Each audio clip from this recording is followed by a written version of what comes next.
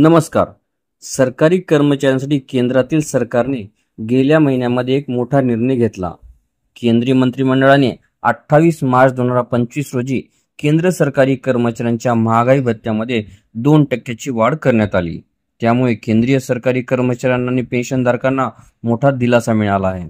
आधी केंद्रीय कर्मचाऱ्यांना आणि पेन्शनधारकांना 53% दराने महागाई भत्ता हा दिला जात होता. मात्र आता यामध्ये 2% वाढ करण्याचा निर्णय झाला आहे. अर्थातच आता केंद्रीय सरकारी कर्मचाऱ्यांना आणि पेन्शनधारकांना 55% दराने महागाई भत्ता मिळणार आहे. गेल्या महिन्याच्या शेवटच्या आठवड्यात झालेल्या केंद्रीय मंत्रिमंडळाच्या बैठकीत सरकारने हा मोठा निर्णय घेतला. या वाढीसह आता केंद्रीय कर्मचारी आणि पेन्शनधारकांचा महागाई भत्ता आणि पेन्शनधारकाचा महागाई सवलत भत्ता 53% वरून 55% पर्यंत वाढला आणि याचा लाभ मार्च महिन्याच्या पगारात सोबतच म्हणजे जे वेतन एप्रिल महिन्यामध्ये कर्मचाऱ्यांच्या हातात आले त्यांच्यासोबत देण्यात आला. ही वाढ 7व्या वेतन आयोगाअंतर्गत करण्यात आली.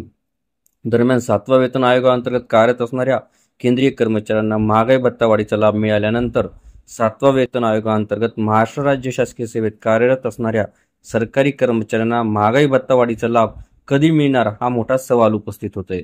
दरम्यान आता याचा संदर्भात एक मोठी माहिती समोर आली आहे. 7व्या वेतन आयोगाअंतर्गत कार्यरत असणाऱ्या महाराष्ट्र राज्यातील सरकारी कर्मचाऱ्यांना केंद्रीय कर्मचाऱ्यांना महागाई भत्ता वाढीचा लाभ मिळाल्यानंतर साधारणपणे 3 महिन्यांनी महागाई भत्ता वाढीचा लाभ मिळत असतो. यानुसार विचार केला असता जून महिन्यामध्ये राज्य कर्मचाऱ्यांना महागाई भत्ता वाढीचा लाभ हा मिळू शकतो असा दावा केला जातोय. जून किंवा जुलै महिन्यात राज्य सरकारी कर्मचाऱ्यांना केंद्रीय कर्मचाऱ्यांच्या धर्तीवर महागाई भत्ता वाढीची भेट मिळणार आहे. सध्या राज्य कर्मचाऱ्यांना 53% दराने महागाई भत्ता मिळतोय. मात्र हा महागाई भत्ता 55% इतका होणार आहे. म्हणजेच महागाई भत्त्यामध्ये 2% वाढ होणार असून याबाबतचा निर्णय जून महिन्यामध्ये किंवा जुलै महिन्यात होण्याची दाट शक्यता आहे. महत्त्वाची बाब अशी की याबाबतचा निर्णय केव्हाही झाला तरी ही वाढ मात्र जानेवारी 2025 पासूनच लागू असणार आहे.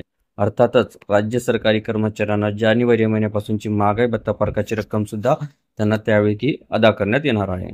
आपल्याला व्हिडिओ आवडले असल्यास चॅनलला नक्कीच लाईक, शेअर आणि कॉमेंट्स करायला विसरू नका.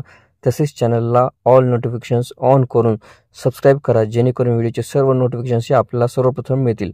लवकरच आपण पुढच्या व्हिडिओमध्ये भेटूया. तोपर्यंत नमस्कार.